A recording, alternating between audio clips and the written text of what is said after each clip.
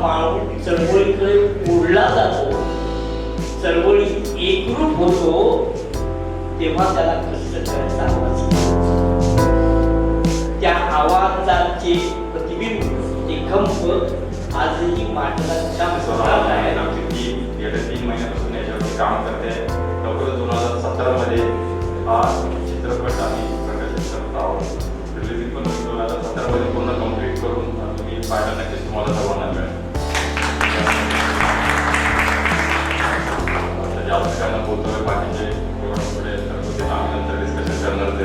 मोहिते साहेबांना विनंती करतो की त्यांच्या संगीताचा आवाज, संगीताची लय घराघरात पोचू दे, अशा प्रकारचा आशीर्वाद आपण टाळ्याने त्याला देऊ.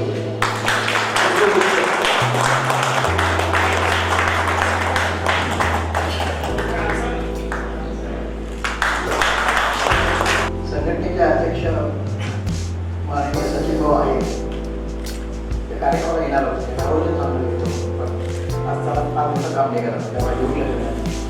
पण रात्री त्यांनी 12 वाजता मला एक SMS टाकला, फोन केला, निरोप केला, तुम्हाला तुमच्या कार्यक्रमात माझ्याशी भेटण्याचा बरोबर खूप बरं. कथा बरोबर करत असताना अनेक ठिकाणी फिरतोय. अनेक लोकांना वाटेल कथा कथा म्हणजे काय असतं. कथा म्हणजे तुमच्या आमच्या मधला माणूस असतो, तो मी करतो माझ्या कासगाव,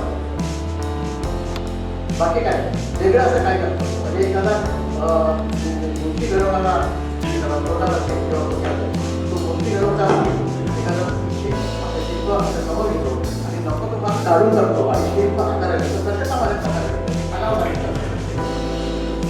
लेखकाला मात्र ते हातवारे करायची गरज नसते. कागदावर त्याच्या कुचल्यातून निघणारी शाई म्हणजे त्याच्या हातवारे. जे सांगायचं आहे, जे मांडायचं आहे, ते कुठलाही अभिनिवेश किंवा आवेश न आणता जो लिहितो तो खरा लेखक. माटल सरांबद्दल आतापर्यंत जे ऐकलं त्यावरून मला असं वाटतं या मुशीतून आलेला हा लेखक असावा.